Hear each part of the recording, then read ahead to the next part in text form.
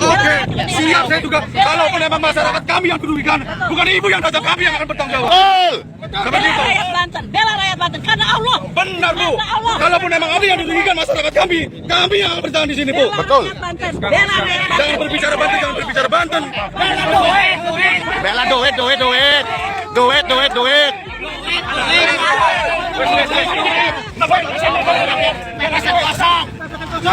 rakyat. Lah duit, bela duit.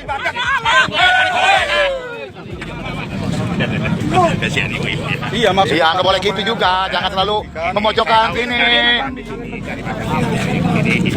Karena kami dengan adanya kayak gini Pak, masyarakat kami juga buka terpal, buka parkir. Betul. Mendapatkan. Betul. Terus kalaupun emang ada daerah lain yang posisinya mau mengganggu, kami sepakat. Kalaupun emang di atas mau ributnya kayak apa, monggo silakan.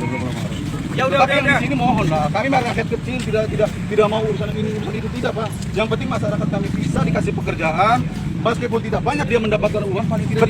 Betul. Seperti itu. Kalaupun Iya, jangan bicara rumah digusur. Mana rumah yang digusur? mana? Iya. Rumah yang digusur yang mana? Rumahnya yang digusur? Udah bang. Kita orang Batak jangan sampai diadu domba bang. Betul. Walaupun ada masyarakat kami yang dirugikan. PT yang ngasih makan ini PT. Bukan mereka yang di jalan, saya yang di depan. Kalau Betul. masyarakat kami yang dirugikan. Jalan.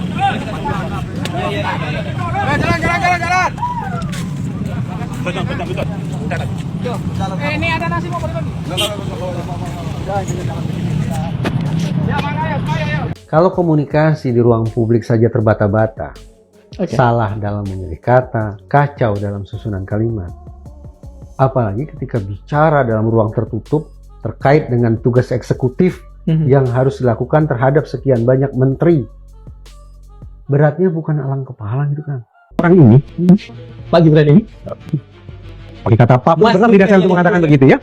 Mas aja lah ya, Mas Gibran. Ya boleh lah. Kualitasnya di mana? Kapasitasnya di mana? Reputasinya seperti apa? Dan sangguplah kita membayangkan dia akan meninggalkan legacy suatu saat nanti. Keraguan saya, bahkan ketidakmampuan saya menjawab rentetan pertanyaan saya itu sendiri, yang membuat saya sesungguhnya enggan untuk katakanlah meninjau 100 hari pemerintahan Prabowo Gibran. Kalau 100 hari pemerintahan Prabowo, oke lah. Dan orang juga banyak membicarakan, iya, oke lah.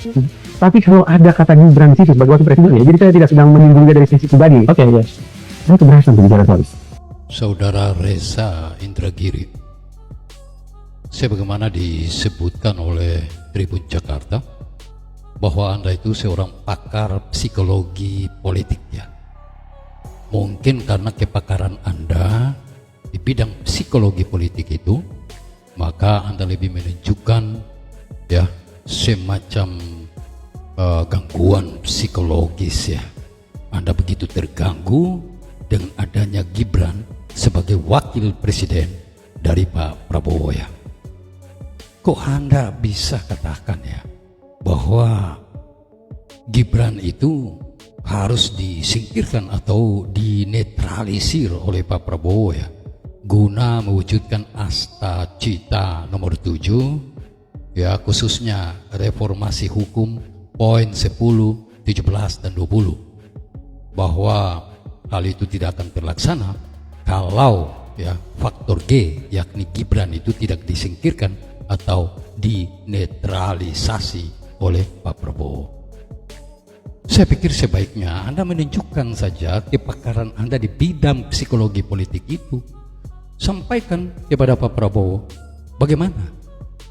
bagaimana teknisnya menetralisir atau menyingkirkan faktor Gibran itu. Anda seolah-olah tidak paham bahwa ya sistem kita itu kan sebagaimana ditentukan oleh konstitusi, bahwa Presiden Republik Indonesia itu tidak seorang diri, dia dibantu oleh seorang wakil presiden, dan presiden dan wakil presiden itu satu paket. Anda ini belum move on ya. Anda kok jadi pembenci Gibran sedemikian rupa. Ya saya kira profesionalisme Anda dalam berpikir dan menunjukkan situasi psikologis Anda itu ya lebih secara profesional lah ya, Reza Indragiri ini. Reza Indragiri adalah pakar psikologi forensik yang sangat otoritatif. Ia seringkali menjadi saksi ahli yang dihadirkan untuk menolong para penegak hukum untuk memberikan kepastian-kepastian terkait dengan apa yang sedang dialami dan kasus-kasus yang sangat sensitif yang membutuhkan kepakaran dalam turut menyelesaikan problem-problem yang aktual dan viral di tengah-tengah masyarakat. Dalam konteks kepakaran Reza Indragiri, kita sangat memberikan sikap hormat dan respek bahwa ia menjadi seorang pakar yang memang memberikan kontribusi yang sangat signifikan dalam berbagai macam hal yang dibutuhkan dan langsung dirasakan oleh masyarakat luas.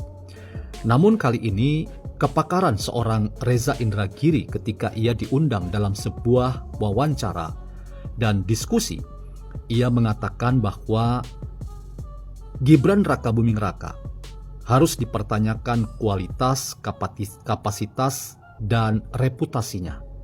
Dan 3 hal itu membuat Gibran menjadi beban bagi pemerintahan Prabowo.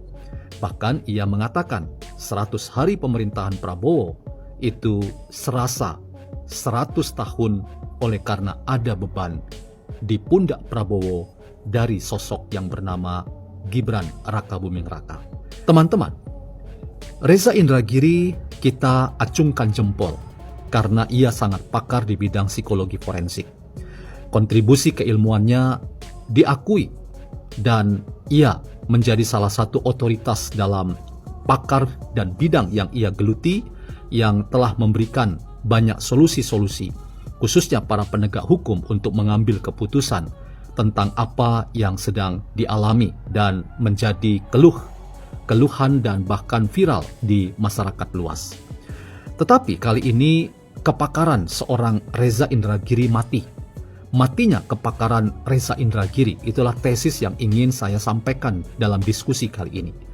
Ia mati dalam kepakarannya karena apa yang ia nyatakan sebagai evaluasi kritisnya terhadap dinamika politik tanah air kita ketika ia membedah isi kepala Gibran Rakabuming Raka, yang menurutnya Gibran justru menjadi sumber masalah dan beban bagi pemerintahan Prabowo. Itu sama sekali tidak mengedukasi kita. Kita justru melihat bahwa Reza sepertinya sedang menerima pesanan atau order untuk beberapa kesempatan ia memberikan catatan yang berbau nyinyir dan hanya datang dari disinformasi, fitnah, dan ujaran kebencian yang sama sekali bukan datang dari sikap seorang